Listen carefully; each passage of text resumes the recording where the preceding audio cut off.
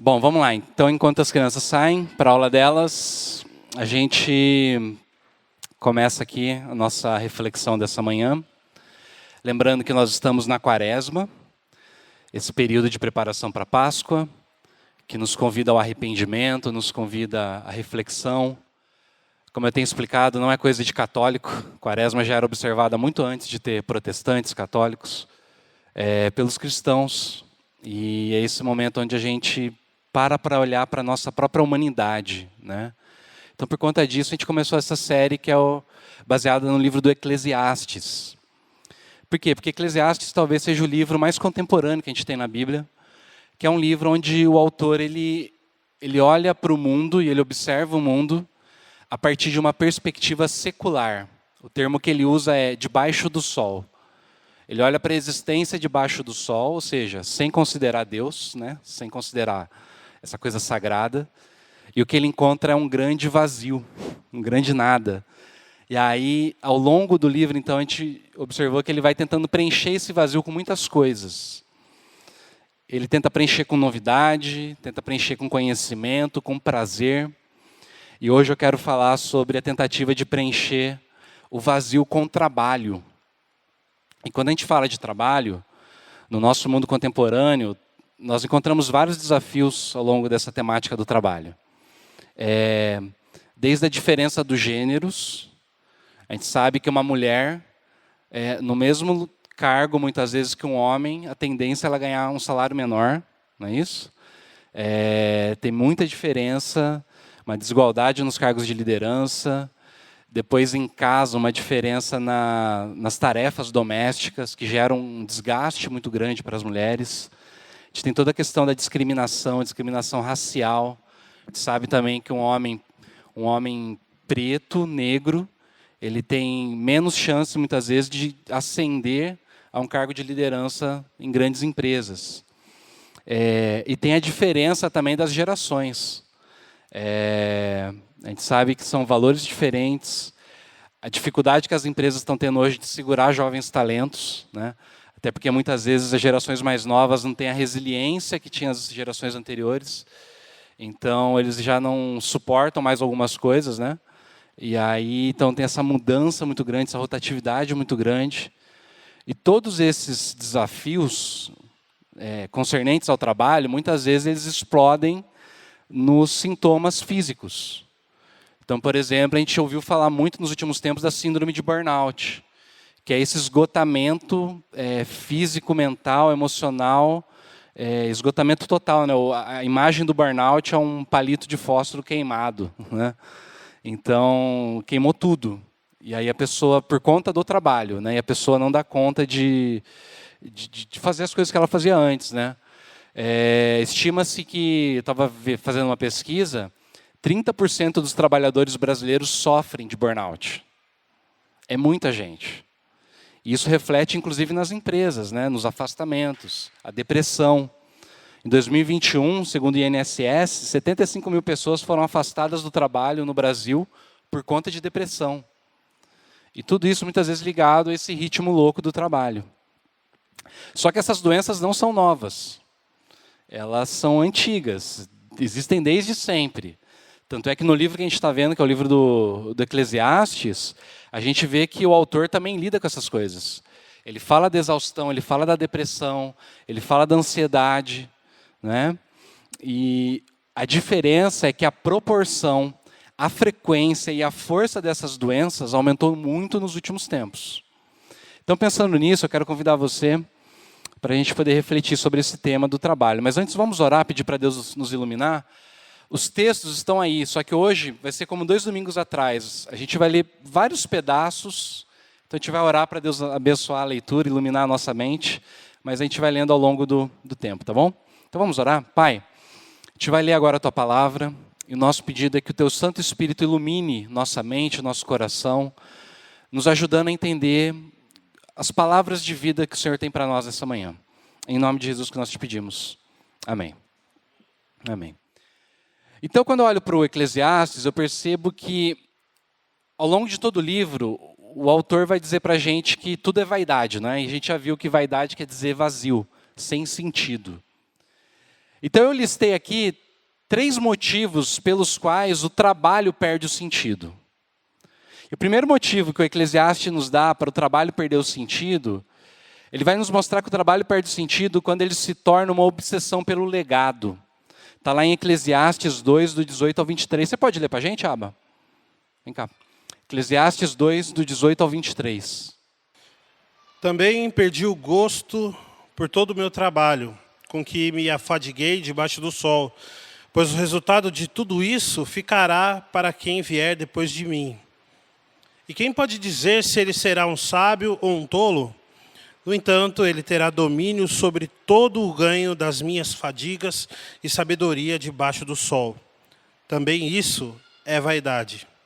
Então, tratei de fazer com que o meu coração perdesse a esperança de todo o trabalho com que me afadiguei debaixo do sol. Porque uma pessoa pode fazer o seu trabalho com sabedoria, conhecimento e habilidade, mas deixará o seu ganho como herança a quem por ele não se esforçou. Também isso é vaidade e grande mal. Pois que proveito alguém tem de todo o seu trabalho e da fadiga do seu coração em que anda trabalhando debaixo do sol? Porque todos os seus dias são cheios de dor e o seu trabalho é desgosto. Nem de noite o seu coração descansa. Também isto é vaidade. Eu gosto muito da Tati Bernardi, que é uma colunista da Folha, tem um monte de podcast. Nos podcasts ela fala da decepção dela com os herdeiros, né? Ela fala assim, o avô foi um batalhador, o pai foi um cara que revolucionou a área, mas os herdeiros, né, o cara muitas vezes fez faculdade lá em Nova York, tem mestrado, doutorado, mas não sabe o que fazer da vida. O cara passa o dia todo fumando maconha, à noite vai para a festinha e não produz nada, né? E o Correlê, né, o pregador, ele percebe exatamente isso. Todo esforço para deixar um legado é vão, porque a gente não tem controle sobre o que vai vir depois. E aí tem uma ironia aqui nesse texto, porque, lembra, no começo, né, eu expliquei já para vocês, o pregador, o autor do Eclesiastes, ele não é Salomão, provavelmente. Mas ele usa essa personalidade de Salomão. Provavelmente ele escreveu o texto 600 anos depois de Salomão. E talvez o que ele tem em mente aqui é exatamente a história de Israel, a história de Salomão. Por quê? Porque Roboão foi o filho de Salomão. Ele herdou um império gigantesco do pai dele. Mas ao invés de ouvir o conselho dos mais velhos, que lembra que eu falei, né, tipo alguns domingos atrás, beleza, Salomão construiu, né, esse grande império, mas às custas de trabalho escravo, às custas de muito imposto que as pessoas tinham que pagar. E o pessoal vai reclamar, fala assim, para Roboão, né, fala, diminui os impostos que o povo vai te amar. Só que ele foi arrogante, em vez de ouvir o conselho dos mais velhos, escutou os jovens, ele disse assim, se o meu pai os castigou com açoites, eu os castigarei com escorpiões. E qual que foi o resultado? O reino se dividiu, as pessoas falaram, beleza, então fica sozinho aí. Aí 10 tribos, né, de Israel, que estavam ao norte, fizeram um novo reino, e apenas 2 tribos ficaram com Roboão no sul. Então, como Roboão, muitos herdeiros desperdiçam aquilo que receberam. E quantos que gastam as suas vidas construindo algo que os seus sucessores não vão valorizar? E aí eu fiquei pensando o seguinte, né? Mas por que será que a gente faz isso? Por que a gente luta tanto, muitas vezes, para deixar um legado? E aí eu me lembrei de um texto, tem um antropólogo chamado Ernest Becker, que ele escreveu um livro que foi ganhador do Pulitzer, nos anos 70, que é A Negação da Morte.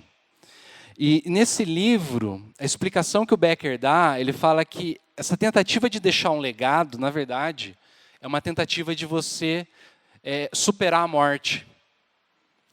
O Becker, o que eu estou chamando de legado, o Becker chama de heroísmo, ou heróico. E ele fala assim, o ser humano procura deixar sua marca no mundo. Isso porque a gente tem uma ilusão de que se a gente deixar uma marca no mundo, a nossa vida não vai ter sido em vão. Então ele fala assim, de todas as coisas que movem o homem, uma das principais é o seu terror da morte. O heroísmo, ou legado, né, que eu estou chamando, é antes de qualquer coisa um reflexo do terror da morte. E aí que está a genialidade do Eclesiastes, porque ele percebe que por mais que ele se esforce, ele não consegue superar a morte. E aí tudo vai ficar para quem vier depois. Então essa obsessão por um legado, talvez nunca seja honrado, né, torna a vida amarga. O trabalho que deveria trazer realização se torna um peso. E esse é o primeiro motivo porque o trabalho perde sentido. Você tentar deixar uma marca no mundo. Só que você não tem controle sobre essa marca. Mas tem uma segunda coisa que faz o trabalho perder o sentido. Segundo o pregador, o trabalho perde sentido quando ele é movido por competição. Olha aí o texto, Eclesiastes 4:4. É um versículo só. Então vi que toda fadiga e toda habilidade no trabalho provém da inveja do ser humano contra o seu próximo. Também isso é vaidade, correr atrás do vento. Provém da inveja contra o seu próximo. Se na antiguidade já se percebia que a motivação para o trabalho estava ligada à inveja e à competição, imagina nos dias de hoje. Hoje que nós vivemos numa cultura em que trabalhar não é apenas uma necessidade, mas um campo de batalha pela validação pessoal. Quem nós somos passa a ser definido pelo que fazemos, pelo que produzimos, pelo quanto nós nos destacamos das outras pessoas. Isso acontece por 3 grandes forças que movem o nosso mundo. A primeira força é que a gente está numa sociedade do desempenho, não é? A gente vive numa era que, já percebeu isso? Antigamente, os nossos avós, sempre tinha alguém pressionando no trabalho. Tinha um gerente, um chefe, né? Tipo, você tinha que dar um resultado, tá? Porque tinha alguém aqui por cima. Mas hoje você não precisa nem de ter alguém te pressionando. A própria pessoa se pressiona. Né? Você, assim, nessa busca de você ser o melhor, você mesmo se explora.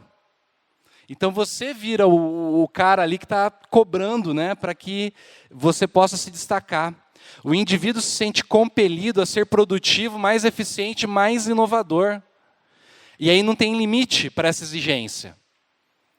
Então você começa a ficar cansado. Essa é a primeira coisa que acontece no nosso mundo. A segunda coisa é que a gente vive numa sociedade do espetáculo. Ou seja, a sociedade ela é mediada pela imagem.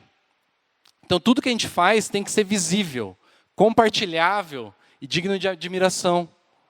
A gente trabalha não só para sobreviver, mas para criar uma identidade digital, provando para os outros que nós somos bem-sucedidos. Então, isso nos leva a um ciclo de comparação constante, onde não basta você ter um bom emprego, você tem que mostrar para as pessoas que você tem uma vida boa. Isso vai trazer mais desgaste. E a última coisa é que a gente também vive numa sociedade do consumo. E na sociedade do consumo, a competição e a desigualdade são motores da economia. O desejo de merecer mais do que os outros nos impulsiona a consumir mais, buscar status e medir o nosso valor pelo que possuímos. Então, o trabalho nesse contexto deixa de ser um meio de sustento para se tornar uma coisa que um instrumento de distinção social. Olha como eu sou melhor do que os outros. E o problema dessa lógica é que você nunca chega no topo, porque o topo está sempre se movendo para frente. Não é isso? Sei lá, você começa a trabalhar, ganha, sei lá, 5 mil reais. Você vai conviver com o pessoal que ganha 5 mil reais. Só que sempre vai ter alguém que ganha mais. E aí você se esforça, aí você daqui a pouco está com um salário de 10 mil. Só que aí você muda o teu grupo social. Só que sempre vai ter gente que ganha mais. Então, tem todo esse desgaste. A competição não leva a gente ao contentamento, mas à exaustão. Isso é correr atrás do vento. Por isso que a gente fica tão cansado. E além disso, o trabalho também perde o sentido quando ele isola a gente das pessoas. Olha o que diz o Eclesiastes 4, do 7 a 8. Então considerei outra vaidade debaixo do sol.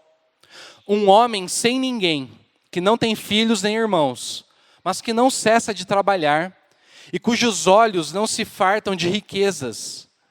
E ele não pergunta, para quem estou trabalhando, se não aproveito as coisas boas da vida? Também isto é vaidade e enfadonho trabalho.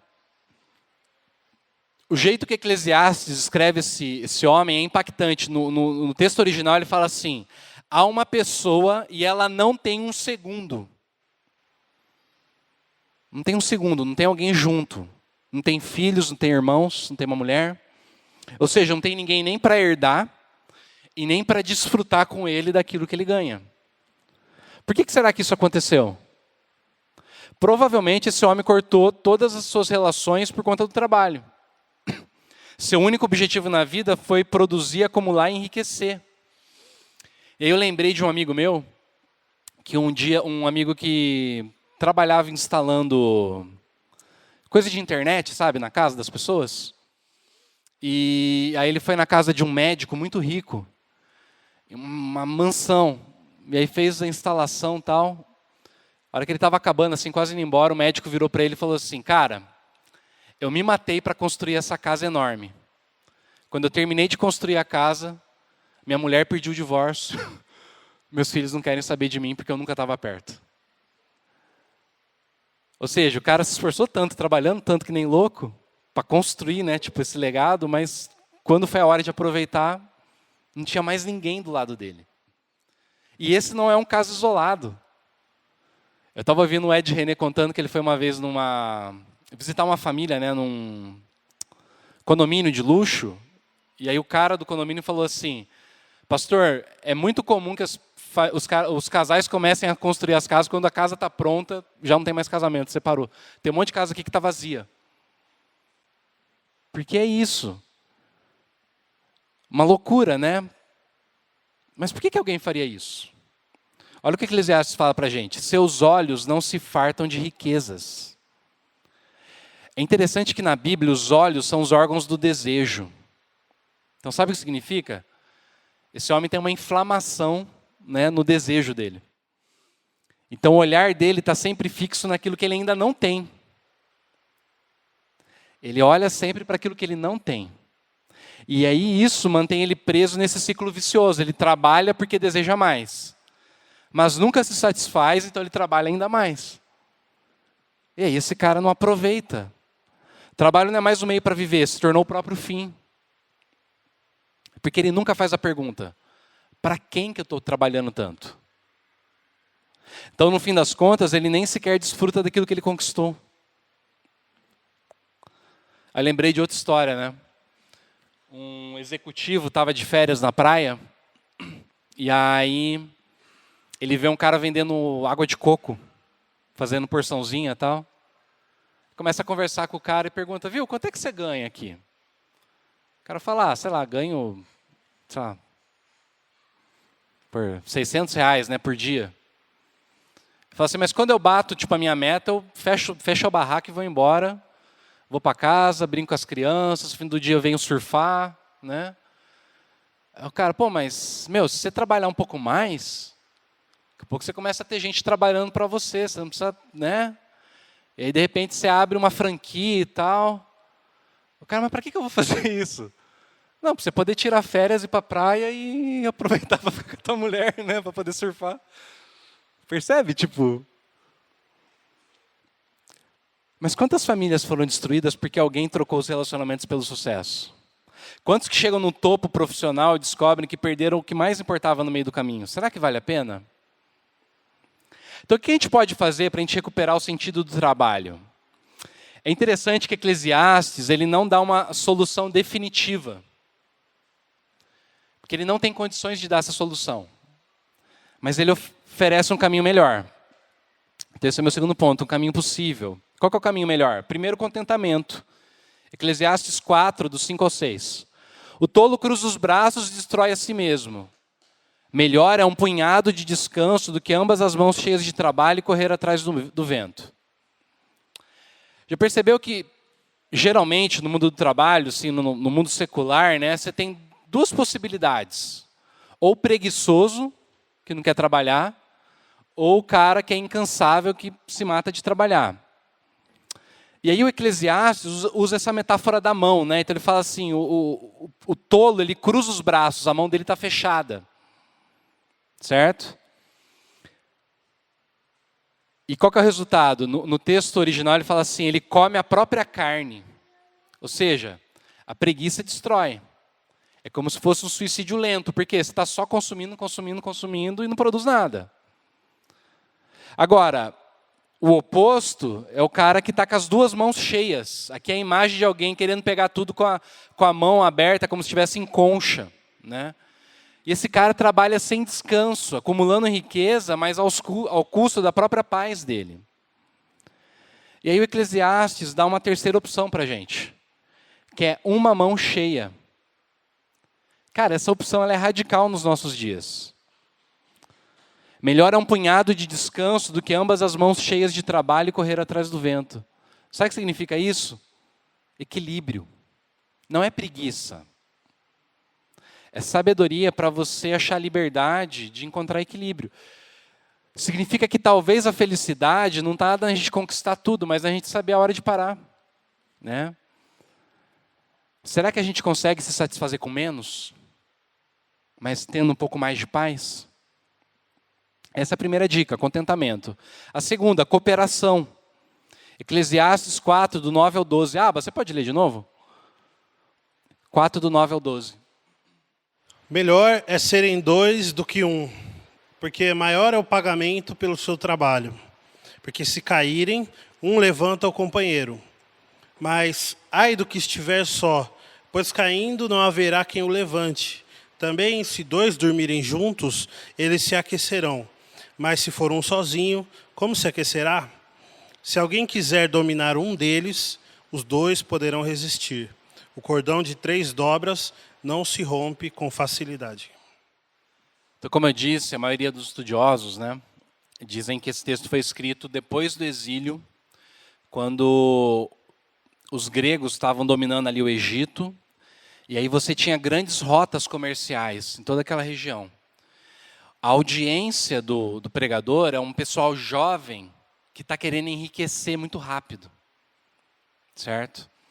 Então eles estão se entregando ali no comércio, né, eles estão deixando aquele estilo de vida tradicional, judaico, comunitário, e tentando enriquecer rápido com o comércio.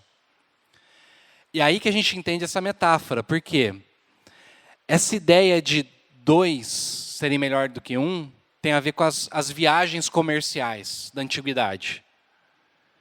Então, quando eles estavam viajando pelas estradas, a ideia é essa. Se o cara estiver sozinho e ele cai, porque também eram rotas perigosas muitas vezes, como é que o cara se levanta? Estando em 2, 3, é mais fácil. O lance de se aquecer é meio estranho para a gente, né? Mas na antiguidade era muito comum que, mesmo se fossem 2 homens, né, viajando, trabalhando, soldados na guerra faziam isso. Eles deitavam juntos, porque quando eles estavam no relento, no deserto, né, você precisa ficar junto ali para poder se aquecer. Vocês viram aquele filme lá dos Andes, né, que o avião cai nos Andes? O pessoal dorme tudo junto, porque, né, ainda mais, a gente tem que lembrar, Israel é hemisfério norte, o frio lá é bem frio. Então, quando está frio, o pessoal dorme junto para se aquecer. Lembra da parábola do bom samaritano, né? Que o cara está na estrada e aí o pessoal vem roubar? É isso, se tiverem 2, 3, é mais fácil de se defender. Então ele está falando para esse pessoal. E aí a lógica é clara, você pode até ganhar mais dinheiro viajando sozinho e não tendo que dividir o lucro com mais ninguém. Só que é muito mais arriscado. Então ele pega essa coisa e aí ele vai estendendo essa ideia falando do cordão. Um único fio pode ser rompido fácil. 2 fios trançados juntos são mais fortes. Mas um cordão de 3 dobras não se rompe com facilidade. O que ele está mostrando para a gente? É que o trabalho só tem sentido quando ele se move do individual para o coletivo. Entendeu? De uma pessoa só para várias pessoas trabalhando juntas. A gente vive num mundo que exalta o sucesso individual. Quem são os heróis do nosso mundo? Os cases de sucesso. Não é o cara, sei lá, que estava na favela, quase sem instrução, tal, fez um vídeo, viralizou, virou empreendedor, tal, começou a vender um montão, esse cara vira o... Não é isso? Mas é 1 em 1 milhão, né? Então essa lógica individualista, ela é exaltada, mas a ideia aqui é que quanto menos tivermos que dividir, é melhor, né? Tipo, o mundo. Mas essa lógica, ela nos isola e nos fragiliza. Então a ideia aqui é a gente sair do individualismo para o coletivo. Eclesiastes convida a gente para trabalhar de um jeito diferente. Porque o trabalho só tem valor quando ele fortalece a comunidade. Quando você contribui para uma coisa maior. Aí ele ganha propósito. Agora a grande questão é o seguinte. Como que a gente consegue isso, né? Contentamento e cooperação num mundo que leva a gente ao isolamento e ao consumismo cada vez maior. Como que a gente faz isso? Certo? Se eu parar aqui falando assim para vocês, olha, sejam mais contentes, né? Tenham mais contentamento e cooperem mais uns com os outros. Eu só vou jogar um peso em cima de vocês. E o Eclesiastes, ele só consegue fazer isso com a gente. Eu fiquei pensando, como que a gente consegue, então, alcançar isso? E só tem um jeito só, é através de Jesus. Como que Jesus faz isso? É interessante que... Lembram quando Jesus está quase, né, sendo crucificado, e aí ele faz o jantar da Páscoa? Ele junta os discípulos, e aí tinha um trabalho a ser feito, mas ninguém queria fazer, que era lavar os pés, não é isso? E aí lá em João 13 a gente lê o seguinte: Jesus sabia que o Pai havia colocado todas as coisas debaixo do seu poder, e que viera de Deus estava voltando para Deus. Assim levantou-se da mesa, tirou sua capa e colocou uma toalha em volta da cintura. Depois disso, derramou água numa bacia e começou a lavar os pés dos discípulos, secando-os com a toalha que estava em sua cintura. O que a gente vê aqui? Primeiro, Jesus tinha plena consciência de quem ele era. Sabia que o Pai havia colocado todas as coisas debaixo do seu poder. Ele não precisava provar nada para ninguém, não é isso? Ele sabia que ele viera de Deus e estava voltando para Deus. Ou seja, ele sabia qual era a identidade dele, qual era o propósito dele. Assim levantou-se da mesa. Então, porque Jesus tinha segurança na sua identidade, ele tinha liberdade para servir. É essa a chave do contentamento. Você saber quem você é em Deus. Você saber qual é o teu valor para Deus. Qual é o teu propósito em Deus. Isso liberta a gente de querer provar para os outros o nosso valor. E aí o trabalho não está mais associado a status. O trabalho não é mais a nossa fonte de segurança, de identidade. Porque a gente já sabe quem a gente é. Então, por saber quem era, ele pôde servir com liberdade, sem ansiedade de provar o seu valor. Contentamento nos liberta da busca incessante por validação e convida a gente a trabalhar de um jeito leve. Porque você já é amado, você já é aceito. Agora, a segunda coisa é o seguinte. Jesus fala, se eu, sendo o Senhor e Mestre, lavei os pés de vocês, vocês também devem lavar os pés uns dos outros. Reflita comigo um minuto. Jesus poderia ter feito tudo sozinho? Sim? Sim. Por que ele escolhe um grupo de pessoas tão diferente? E um grupo que não era o pessoal da elite, né? Vamos combinar. Não eram assim os mais capacitados, os mais influentes, né? Os mais inteligentes. Ele poderia ter feito tudo sozinho. Mas percebe como que Jesus vai da lógica lá do Eclesiastes, né? Do um cordão com uma dobra para o cordão de 3 dobras? Ou seja, ele nunca faz nada sozinho, ele sempre está chamando o pessoal, sempre se movendo do individualismo para o coletivo. Ele escolhe cooperar e envolver os outros na missão, porque ele sabe que essa é a lógica do reino. Reino de Deus não é projeto individual, reino de Deus é sempre coletivo. Tanto é que é um reino, né? A própria palavra reino implica uma coletividade. Então, no reino de Deus não tem espaço para isolamento, para competição, mas para o serviço mútuo, onde cada um contribui e é sustentado pelo outro. O lance de lavar os pés, que a gente sabe que era o trabalho de escravo, né, significa você servir o teu irmão do jeito mais humilde, do jeito mais simples. Então o que Jesus faz em João 13 é inverter a lógica do trabalho, porque no nosso mundo, o trabalho serve para você subir numa hierarquia e você mostrar para os outros que você é mais do que os outros. Mas no reino de Deus, o trabalho é um jeito de você servir, do jeito mais humilde possível. Então Jesus está invertendo essa lógica e isso muda tudo.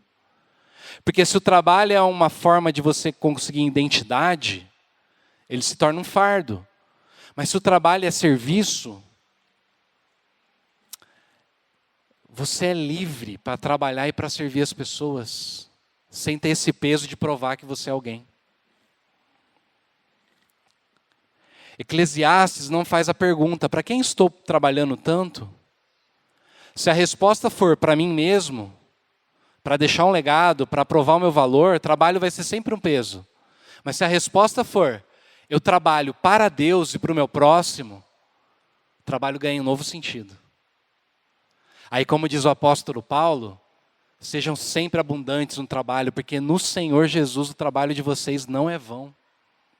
A menor coisa que vocês fazem vai produzir frutos. Então Jesus nos liberta do peso do trabalho como autoafirmação e nos convida a trabalhar por algo maior do que nós mesmos, que é esse reino que está vindo. Então o que você pode fazer? Eu quero deixar uma prática espiritual. Eu acho que Jesus está convidando a gente para um novo ritmo de vida. Em vez de você viver para trabalhar, você é chamado a descansar em Deus. Então eu quero sugerir uma prática, que é a prática do Shabá. Certo? O sábado, né? O Shabá. Tenta tirar um dia da semana para descansar de verdade. Sabe o que é descansar de verdade? Cara, não é para arrumar casa, para sabe, pagar conta, né? Não, é para tudo mesmo. E aproveitar. Aproveitar a criação, aproveitar a tua família, aproveitar seus filhos, seus pais, seus irmãos. Estar presente de fato no momento que você está vivendo. É comer uma comida gostosa, sentindo o sabor dela. Fazer tudo sem pressa, sabe? Fazer tudo com calma, né? E perceber que você é amado não pelo que você produz, mas por quem você é. O Shabá, quando ele é bem feito, ele ajuda a gente a virar essa chave. Teu valor não está no que você produz. Teu valor está na pessoa que você é. Deus já te ama, Deus já te aceitou, Deus já te deu tudo. Agora você pode descansar. Queria desafiar você, não só nessa semana, tenta colocar um ritmo semanal, né? Todos os dias, tem um dia para você só descansar. E aí o que era vaidade, correr atrás do vento, em Jesus se torna vida e propósito. Então que você possa viver essa experiência de não encontrar o teu valor naquilo que você produz, mas em quem você é em Deus. Vamos orar? Pai, quero te agradecer por essa palavra, Deus. Ensina a gente a descansar e se alegrar em Ti, ó Pai. Ensina a gente a descansar e conhecer o nosso valor. Não pelo que produzimos, mas pelo que somos em Ti. Em nome de Jesus. Amém.